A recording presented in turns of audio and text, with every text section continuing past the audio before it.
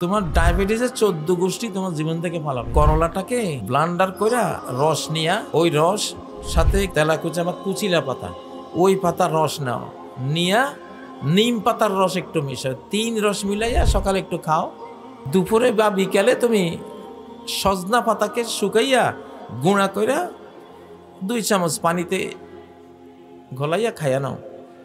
তোমার ডায়াবেটিসের 14 গোষ্ঠী তোমার জীবন থেকে পালাবে।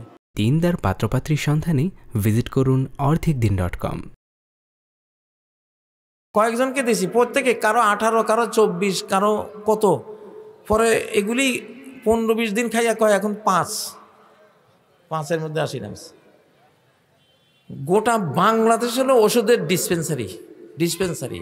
প্রত্যেকটা পাতা লতা, হেকিম ইজমুল খান পাকিস্তান সেই আমলের বড় হেকিম, বাংলাদেশে এসে পেশাবের জায়গা পান নাই উনি।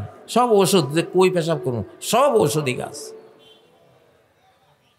এইরকম এগুলি খাইলে এসব ক্যান্সার ইত্যাদি এইসব জিনিস সহজেই, কোনো কৃত্রিম ওষুধ খাবেন না। সিনথেসিস ওষুধ, এলোপ্যাথিক প্রায় সব ওষুধে হলো কৃত্রিম সিনথেসিস। রিয়াকশান আছেই, যে কোনো ওষুধের একটা রিয়াকশান। এগুলি যত বেশি খাবেন তত মরবেন, যত কম খাবেন তত ভালো থাকবেন। কারণ ডাক্তাররা তো খেপে যাবে আমার এই কথা শুনলে। খেপে গেলে কিছু নাই ভাই। আমারে বলছিল যে হুজুর আপনার তো একটু প্রেশার বাড়ছে, চিরজীবন খাইতে হবে ট্যাবলেট। আমি একদিন খাইছি, মনে হয় একদিন খাইয়া চিরতরে ফেলাই দিছি। এটা কিচ্ছু নেই। আপনি নারিকেল তেল খাবেন, খাঁটি নারিকেল তেল। বিশ্বে নারিকেল গাছ হলো সকল রোগের শেফা। বাংলাদেশের নারিকেল যেমন কালোজিরা সর্বরোগের শেফা, আমাদের নারিকেল গাছ সর্বরোগের শেফা।